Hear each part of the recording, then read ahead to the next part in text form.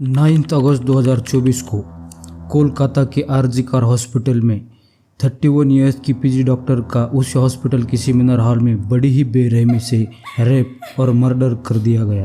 Victim की हालत ऐसी थी कि उसकी आंखों में चश्मे के कांच घुसने की वजह से आंखों से ब्लीडिंग हो रही थी, गर्दन की हड्डी टूटी हुई थी, प्राइवेट पार्ट से खून निकल रहा था, उसकी पैरों को वाइड एंगल में 90 डिग्री खींचा गया था, उसकी वजह से पैरों की हड्डियां भी टूटी हुई थी, मुंह से, नाक से और शरीर के हर हिस्से से खून ही खून निकल रहा था।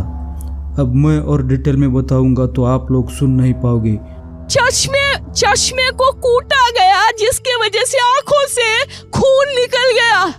और YouTube तो पिछली वीडियो की तरह इस वीडियो को भी हटा देगा। मैं आपको इस केस के बारे में अभी तक जो भी सच्चाई सामने आई है उसको डिटेल में बताने की कोशिश करूंगा और कुछ सवाल भी खड़े करूंगा। मैं चाहता हूं कि आप लोग इस वीडियो को देखकर भले ही चैनल को सब्सक्राइब ना करें, लेकिन वीडियो को लास्ट तक देखना और लाइक भी करना ताकि वीडियो डिलीट होने से पहले ज़्यादा से ज़्यादा लोगों तक पहुंच सके। इस केस को डेफिनेटली कोई दबाने की कोशिश कर रहा है क्योंकि मुझे कुछ लूप होल्स मिले हैं जो मैं आपको आगे बताऊंगा। इस क्राइम में अकेला संजय रॉय मुजरिम नहीं है जो हमें बताया जा रहा है, इसमें और भी लोग शामिल हैं। शायद उन्हें बचाने की कोशिश की जा रही है। कुछ लोग ये भी कह रहे हैं कि हॉस्पिटल इस घटना को दबाने की कोशिश कर रहा है क्योंकि इस घटना के 5 दिन बाद ही क्राइम सीन से 20 मीटर की दूरी पर कंस्ट्रक्शन के नाम पर दीवार तोड़ी गई। तो कुछ लोग ये भी कह रहे हैं कि संजय रॉय किसी राजनीतिक पार्टी का मेंबर है। तो आइए डिटेल में जानते हैं। 9 अगस्त सुबह 10 बजे आरजी कर हॉस्पिटल से एक कॉल आया। उस व्यक्ति ने कॉल उठाया। हॉस्पिटल से उस इंसान ने कहा कि आपकी बेटी बीमार है, आप जल्दी से हॉस्पिटल में आ जाइए। बस इतना कहकर फ़ोन काट दिया। उस लड़के के पिता को लगा मेरी अपनी बेटी से रात में ही बात हुई थी, वो ठीक थी, अभी अचानक उसे क्या हुआ, इसलिए उन्होंने दोबारा कॉल किया और पूछा कि आखिर हुआ क्या है। तो सामने वाले व्यक्ति ने कहा कि आपकी बेटी ने सुसाइड किया है, आप हॉस्पिटल आ जाइए। यह सुनकर उसके पिताजी रोने लगे और माँ भी फूट फूट कर रोने लगी। अब वो दोनों हॉस्पिटल की तरफ जा ही रहे थे। उतनी ही देर में यह खबर पूरे शहर और सोशल मीडिया पर आग की तरह फैलने लगी और हॉस्पिटल के बाहर लोगों की भीड़ जमा हो गई। सबके मन में यही सवाल था कि आखिर ये सब कैसे हुआ और किसने किया। उस हादसे की रात उस डॉक्टर की 36 आवर्स की ड्यूटी थी जिसमें डॉक्टर्स को कंटिन्यू डे एंड नाइट जाकर इमरजेंसी के लिए हॉस्पिटल में ही रहना पड़ता है। उन्हें खाना पीना, नहाना, फ्रेश होना सब कुछ हॉस्पिटल में ही करना पड़ता है। उस रात भी विक्टिम और उनके 4 साथी सेमिनार हॉल में नीरज चोपड़ा की मैच देखते हुए खाना खा रहे थे। रात के 3 बजे उन्होंने डिनर किया और अपने अपने ड्यूटी पर चले गए, लेकिन विक्टिम यानी लेडी डॉक्टर थका हुआ महसूस कर रही थी, इसलिए उसने वही रुककर आराम करना ठीक समझा। सुबह के 4 बजे के करीब संजय रॉय उस सेमिनार हॉल में जाता है और डॉक्टर का रेप करता है। इसी दौरान डॉक्टर की मौत भी हो गई।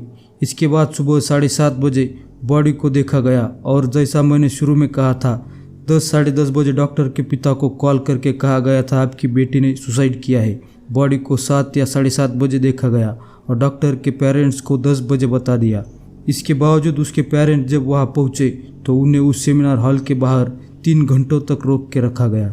उसके पेरेंट्स रोते रहे, मिन्नतें करते रहे, हाथ जोड़ते रहे, हमें अपनी बेटी को देखने दो, फिर भी उन्हें बाहर रोक के रखा गया और 3 घंटों बाद अंदर जाने दिया। जब उस माँ बाप ने अपनी बेटी की बॉडी देखी तो उनका कलेजा फट गया। जैसे मैंने शुरू में कहा था, पूरे शरीर से और प्राइवेट पार्ट से खून बह रहा था, दोनों पाँव मुड़े हुए थे। ये देखकर कोई भी बता सकता है ये एक सुसाइड नहीं बल्कि रेप और मर्डर है। लेकिन फिर भी क्यों हॉस्पिटल वाले इसे आत्महत्या कह रहे थे? क्यों उसके पेरेंट्स को 3 घंटों बाद बुलाया गया और क्यों उन्हें 3 घंटों तक हॉल के बाहर रोक के रखा गया? यही इस घटना के कुछ लूप होल्स है। यही नहीं बल्कि उस हॉस्पिटल के प्रिंसिपल ने यह भी कहा था कि विक्टिम को साइकोसिस नाम की इलनेस थी, इसलिए उसने सुसाइड किया। आखिर हॉस्पिटल किसे बचाने की कोशिश कर रहा है? जब विक्टिम की बॉडी को पोस्टमार्टम के लिए भेज दिया गया और जो रिपोर्ट निकल कर सामने आई उसके बाद सारे लोग गुस्से से भर गए और ये जायज़ भी था। रिपोर्ट में आया था कि विक्टिम के साथ बहुत ही बुरी तरीके से रेप किया गया है।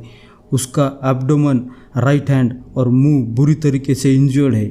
उसका कॉलर बोन बुरी तरीके से टूटा हुआ है। पोस्टमार्टम की रिपोर्ट से ये बात तो साफ हो गई कि ये कोई सुसाइड नहीं बल्कि रेप और मर्डर है। तब पुलिस ने इन्वेस्टिगेशन शुरू किया। सबसे पहले उन्होंने हॉस्पिटल के सीसीटीवी फुटेज चेक किए तो उन्हें पता चला कि रात के 4 बजे संजय रॉय सेमिनार हॉल में गया था और उन्हें वहाँ बॉडी के पास एक ब्लूटूथ डिवाइस मिला जिसे ऑन करने पर पता चला कि यह संजय रॉय का ही है। उसे गिरफ्तार भी कर लिया गया और उसने अपना गुनाह कबूल भी कर लिया। लेकिन सवाल यह है कि आखिर संजय रॉय है कौन?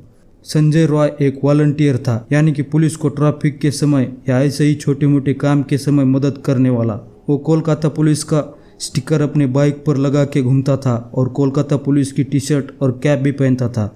यह आदमी ना पुलिस वाला था ना हॉस्पिटल में काम करने वाला, फिर भी उसे रात के 4 बजे हॉस्पिटल में एंट्री कैसे मिली? अब ये तो आपने सुना होगा कि संजय की 4 शादियाँ हुई थी और उसकी 3 बीबियाँ उसे छोड़कर चली गई उसके इसी बर्ताव के कारण। लेकिन इसके अलावा ये भी पता चला है कि संजय रॉय का ये पहला क्राइम नहीं है। इससे पहले उसने आरजीकर हॉस्पिटल से ही एक महिला का नंबर चुरा कर उसे फ़ोन करके धमकाता था कि मुझसे मिलने आ जाओ। इसके अलावा कुछ महीनों पहले ही एक लेडी डॉक्टर ने संजय के ऊपर मिसबिहेविंग का केस किया था। इतने सारे क्राइम करने के बावजूद उसके ऊपर कोई एक्शन क्यों नहीं लिया गया? आपको क्या लगता है कि इस क्राइम में संजय के अलावा और भी लोग शामिल हैं? क्या इस केस को यहीं पर दबाने की कोशिश की जा रही है? कमेंट में बताना। और जैसा मैंने कहा था, इस वीडियो को ज़्यादा से ज़्यादा लोगों तक पहुंचाना है तो लाइक शेयर करो। यह आपका फ़र्ज़ है और यही आपकी मदद है।